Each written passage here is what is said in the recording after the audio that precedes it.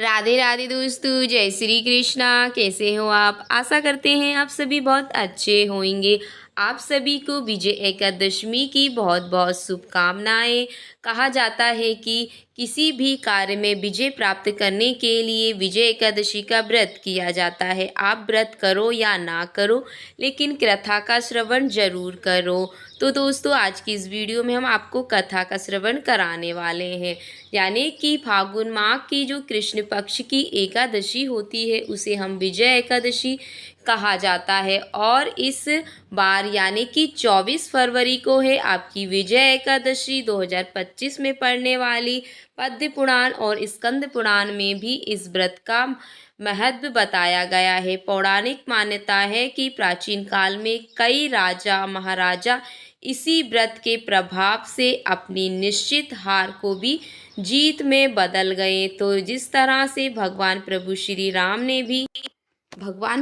राम ने भी इस व्रत को किया था और अपनी निश्चित हार को जीत में बदल लेते थे। कहा जाता है कि विकट से विकट परिस्थिति भी विजय एकादशी के व्रत से जीत पाई जा सकती है। ज्योतिष के जानकारों के अनुसार इस व्रत के जरिए आप यानी कि चंद्रमा के हर दुष्प्रभाव को रोक सकते हैं। आपके जो भी ग्रह विकट परिस्थिति यानी कि आप अपने ग्रह को भी शांत कर सकते हो। ग्रहों के बुरे प्रभाव को भी काफ़ी हद तक कम कर सकते हो। पद्म पुराण में भगवान श्री कृष्ण ने ज्येष्ठ पांडु पुत्र युधिष्ठिर को बताया है कि इस एकादशी को विजय एकादशी कहते हैं अपने नाम के अनुसार। यानी कि यह बहुत ही कल्याणकारी और विजय प्राप्त यानी कि ये बहुत ही कल्याणकारी और विजय दिलाने वाली एकादशी है। इस एकादशी की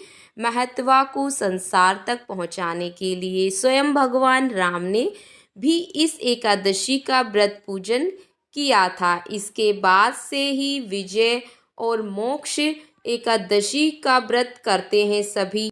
विजय और मोक्ष के लिए संसारी लोग इस एकादशी का व्रत करने लगे। विजय एकादशी का व्रत एकादशियों की तरह बहुत ही कल्याणकारी माना गया है। मान्यता है कि जो व्यक्ति विजय एकादशी का व्रत करता है उसे इस लोक में विजय प्राप्त होती है और उनका परलोक में भी अक्षय मना बना रहता है। इस एकादशी व्रत को करने से आपको सभी शुभ कार्यों में विजय प्राप्त होती है और आपके कार्यों में आ रही बाधाएं समाप्त होती हैं। और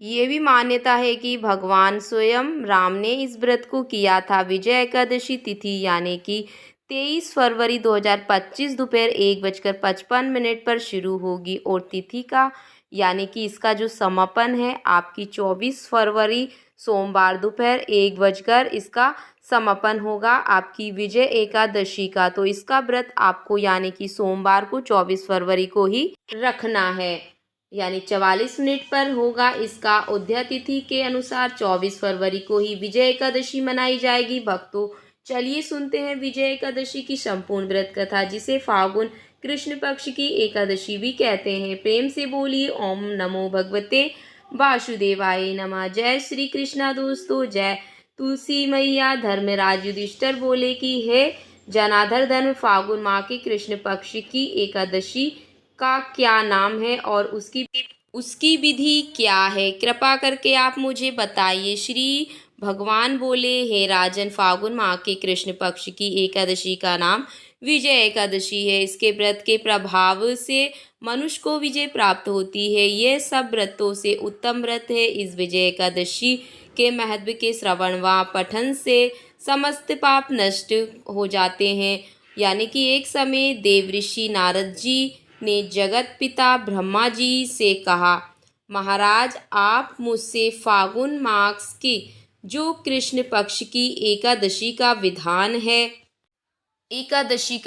कहिए। जो ब्रह्मा जी कहने लगे कि हे नारद, विजय एकादशी का व्रत पुराने तथा नए पापों को नाश करने वाला है। इस विजय एकादशी की विधि मैंने आज तक किसी से भी नहीं कही। यह समस्त मनुष्यों को विजय प्रदान करती है। त्रेता युग में मर्यादा पुरुषोत्तम राम जय श्री राम जी ने भी 14 वर्ष के वनवास हो गया था। तब से श्री लक्ष्मण व सीता जी सहित पंचवटी में निवास करने लगे। यानी वहां पर दुष्ट रावण ने जब सीता जी का हरण किया, इस समाचार से श्री रामचंद्र जी तथा लक्ष्मण अत्यंत ही व्याकुल हुए और सीता जी की खोज में चल दिए। तभी घूमते घूमते तब वे मरणासन जटायु के पास पहुँचे तो जटायु उन्हें सीता जी का वृत्तांत सुनाकर स्वर्ग लोक चला गया।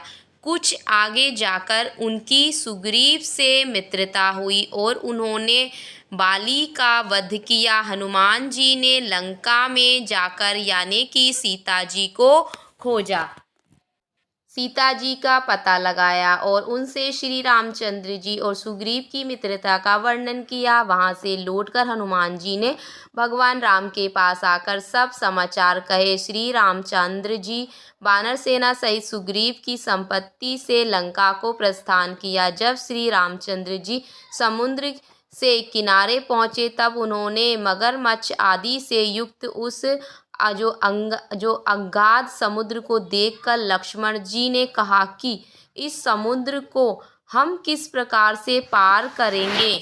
श्री लक्ष्मण ने कहा कि हे पुराण पुरुषोत्तम, आप आदि पुरुष हैं, सब कुछ जानते हैं। यहाँ से आधा योजन दूर पर कुमारी द्वीप में यानी कि वकदाल भय नाम से मुनि रहते हैं। उन्होंने अनेक ब्रह्मा देखे हैं। आप उनके पास जाकर इसका उपाय पूछिए। लक्ष्मण जी के इस प्रकार के वचन सुनकर श्री रामचंद्र जी यानी कि बकदालभ्य ऋषि के पास गए और उनको प्रणाम करके बैठ गए। मुनि ने भी उनको मनुष्य रूप धारण किए हुए पूर्ण पुरुषोत्तम समझकर यानी कि आपके जो लक्ष्मण जी ने किए थे पुराण पुरुषोत्तम समझकर उनसे पूछा कि हे राम, आपका आना कैसे हुआ। रामचंद्र जी कहने लगे कि हे ऋषि, मैं अपनी सेना सहित यहाँ आया हूँ और राक्षसों को जीतने के लिए लंका जा रहा हूँ। आप कृपा करके समुद्र पार करने का कोई उपाय बताइए, मैं इसी कारण आपके पास आया हूँ। वकदालभ्य ऋषि बोले कि हे राज, फागुन माह के